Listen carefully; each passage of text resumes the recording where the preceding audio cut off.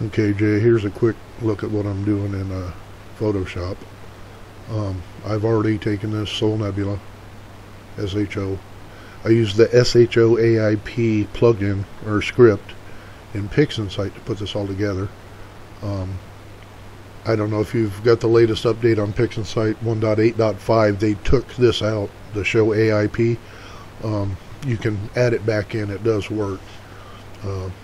But they had some trouble with the developer of that script, and anyway, it does work. So if you don't have it in there, it's under multi-channel synthesis under scripts. If you do have it, you can play around with it.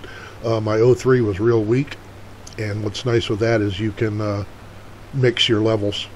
So I actually jacked up the 03 just to get enough blue in there, because it was lacking in the original. So I've already put it all together and did some noise reduction over there and flattened it and everything, and so far it's looking good, pretty good.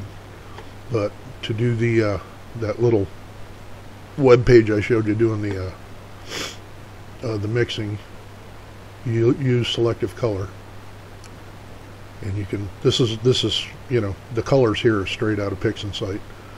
But if you come in here, hit your greens first, take out all the cyan, whatever, and say OK. Let's see, all green. I'm looking at my little notepad here, and lose a little magenta.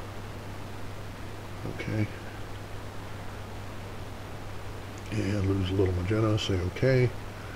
Image, adjustments, selective color, then you go after your yellows and you pull all the cyan and add a little magenta. Okay, that's coming up pretty nice. I like the gold color. You know, this is all up to what you like, you know, what it looks like to you. Okay, adjustments, selective color.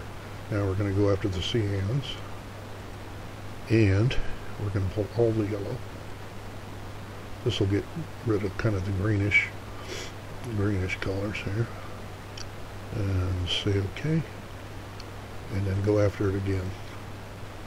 Selective color, cyans, and you're going to pull all the yellow again, and then maybe add a little magenta. This again, it's all up to you. You can kind of see, you know, how blue, how greenish blue, turquoise, wherever you want to get, you can play with that there. But that's all I'm doing to get my colors. And then I'm going to go back in. I already reduced the stars in PixInsight. There's a good little, if you have any of the different, I've got astronomy tools, I got anti-astro actions, a good one for getting any little purple rings. It helps. It's not perfect, but down here in astronomy tools, you can come down here to reduce the large blue violet halos, and you can get ringing here if you know, if you're not careful. It's not really adjustable. You can do it yourself, but yeah, I did a little bit, and then hit reduce small. Try that.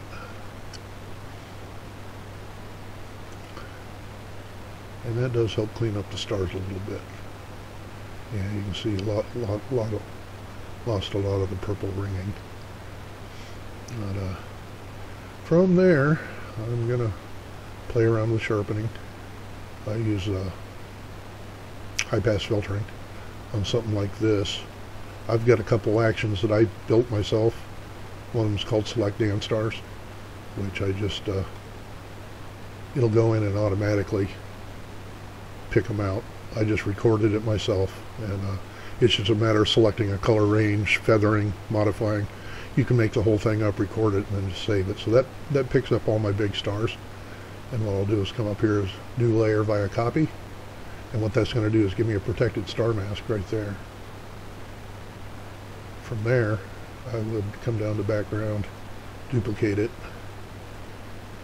and filter other high pass. Now you can see at 80 pixels what you're going to be working on, and you can come in on the 80. I use soft light, so that's everything. And you can come up here and use your adjuster to say how much sharpening you want. I tend to overdo it, but come down, duplicate it again, filter, high pass, and go for 13. And you see this will pick up some more of the dark edges. Say OK, and come down to overlay. And that'll sharpen up a lot of your edges. Again, I tend to overdo stuff, but I like sharp edges.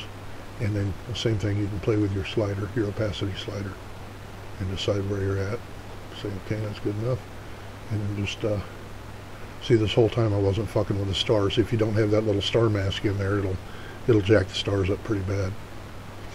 You can also do a mask and paint it in just over the object if you want. But I just run the whole thing on the narrowband stuff. Okay, flatten it, and boom, there we are. And that'll do for now. Where the hell's my recorder at? Alright, I know you're already running. Where are you at?